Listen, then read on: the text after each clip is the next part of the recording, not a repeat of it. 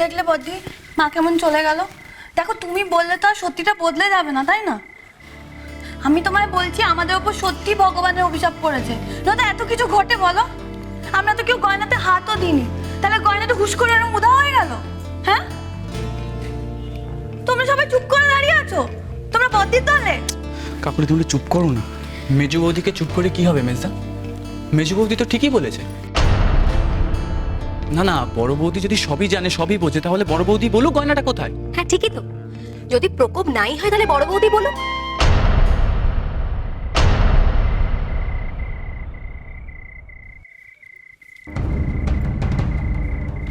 ওই দেখো,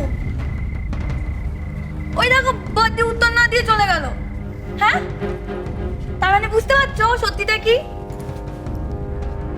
আমি সত্যি বলছি, আমার শরীর খারাপ মাতাজির জন্য হয়নি, হয়েছে বদ্দির দোষে আর স্বামীজির সাথে। তুমি চুপ করবে?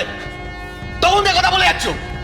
শ্যামল, শ্যামল চুপ কর, শান্ত হ, শান্ত হ।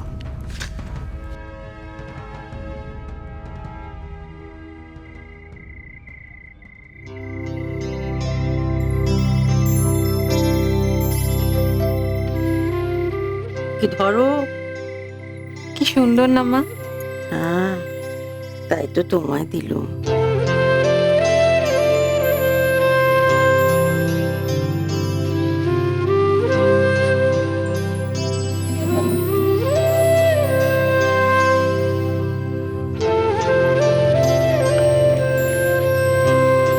ঠাকুর, ওই মানুষটা তোমাকে মন থেকে মেনেছে, ভক্তি করেছে, আর আজ তার এত বড় অপমান। সবার সামনে ভণ্ড লোকটা মাকে এভাবে চোর বলে পার পেয়ে যাবে, এই অন্যায় দেখেও তুমি চুপ করে থাকবে কেন? কেন ঠাকুর?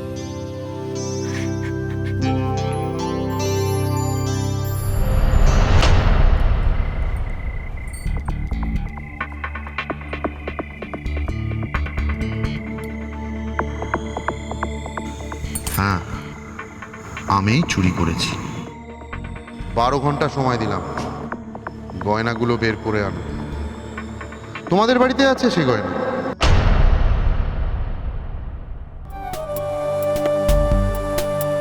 দাও, ডুব দাও অন্ধকারে, সে যেন মেখেছে মসি, চোখ ফিরালে প্রেম সাগরে তুলছে পূর্ণ শশী। তিলে তিলে জ্বলবে আগুন, যেথা সব শেষে থাকে ছাই, সেটা উড়াইয়া দেখো ভাই, পাইলেও পাইতে পারো অমূল্য রতন।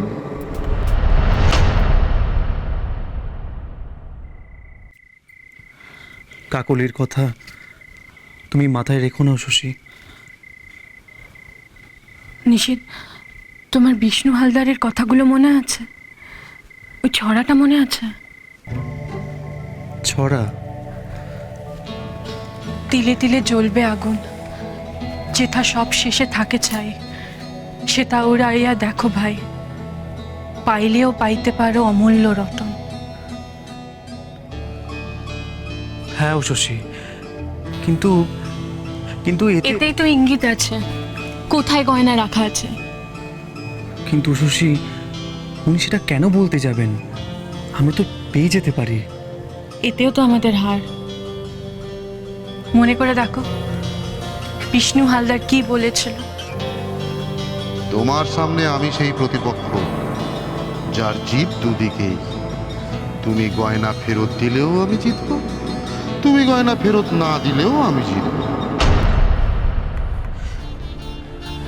শশী, শশী, তাহলে তাহলে এখন আমরা কি করব? সবার আগে আমাদের ওই গয়নাগুলো পেতে হবে। তারপর? তারপরের ভাবনা পরে ভাববো। আমি শুধু একটা জিনিস জানি, মায়ের ওপর চোরের অপবাদ আমি থাকতে দেব না।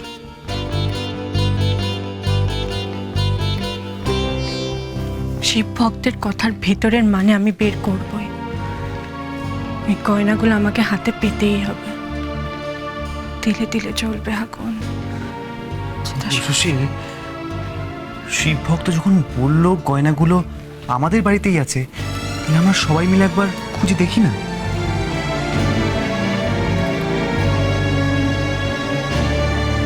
চলো। চলো। গয়না বাড়িতে আছে।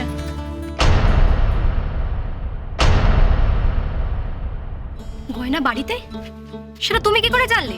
বড় বৌদি প্লিজ, তুমি আবার বলো না যে তুমি স্বপ্নাদেশ পেয়েছো গয়নাগুলো বাড়িতে আছে। দেবল, এইটুকু অন্তত বোঝার চেষ্টা করো। এই অবস্থায় দাঁড়িয়ে আমি সবার সঙ্গে মজা করব না। তাহলে তুমি কি করে বলছো যে গয়না বাড়িতেই আছে? বাড়িতে এসে কে গয়না রেখে যাবে? এত কথার জবাব আমি দিতে পারবো না, এত কিছু আমি বোঝাতে পারবো না। আমাদের হাতে কাল সকাল 11টা অবধি সময় আছে, তার মধ্যে আমাদের গয়নাটা খুঁজে বের করতে হবে। না বড় বৌদি, সেটা হয় না। তোমার মনে হলো গয়নাগুলো বাড়িতে আছে, আর আমরা সবাই সেটা বিশ্বাস করে নেবো যে গয়নাগুলো বাড়িতেই আছে। সেটা হয় না। বেশ, তোমাকে খুঁজতে হবে না। আর কেউ কি খুঁজবে? না হলে আমি আর নিশিতি। না, সবাই মিলে খুঁজবে।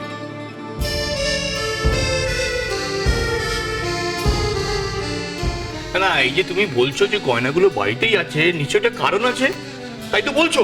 হ্যাঁ, তা আমি সবাইকে বলছি, বড় বৌমা যেটা বলছে সেটা শোনো। বাড়িতে সব জায়গায় খোঁজাখুঁজি করো, যাও। তাহলে আমি আমার ওপরের ঘরটা বারান্দাটাও দেখে আসি। হ্যাঁ, যা যা যা যা। আমি বসার ঘরের ছাদটা দেখছি। আমি আমার ঘরে দেখছি। সোমা, তুমি আর দেবল মিলে নিচের বাকি ঘরগুলো দেখো। হ্যাঁ। ঠিক আছে? যা যা, সময় যা, দেবল যা।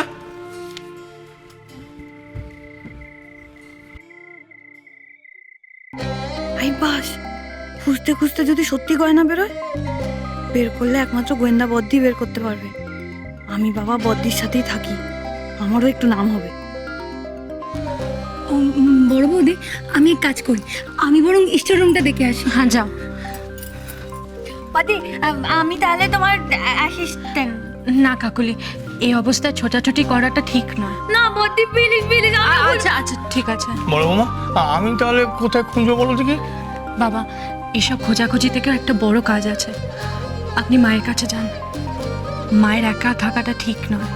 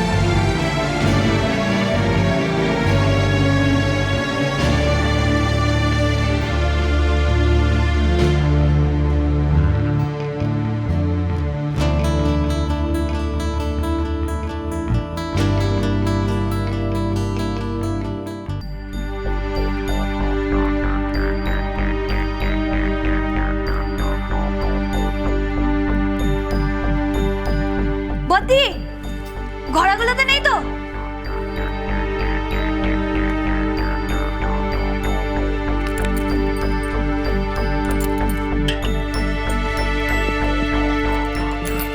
আস্তে, নিজের ঘোড়া নিজেই ভাঙবে নাকি? তাহলে মা কি ভাঙবে? তবে বদ্দি, তোমার প্রথম ঘোড়া ভাঙার কিন্তু টাইম হয়ে গেল। হ্যাঁ, তুমি বুঝতে পারছো? এবারে যদি তুমি প্রমাণ না করতে পারো না যে স্বামীজি ঠক, মা কিন্তু দুম করে দেবে তোমার ঘোড়া ভেঙে। আমি জানি কাকুলি, ঘোড়াগুলো কবে ভাঙবে সেই আনন্দে তোমার ঘুম হচ্ছে না, কিন্তু এখন কালকের কথাটা ভাবো। কাল যদি সত্যিটা সবার সামনে না আনতে পারি, তাহলে ঘোড়া ভাঙার আনন্দ তুমি কোনোদিনও পাবে না। সেটা তুমি বোঝো? কেন?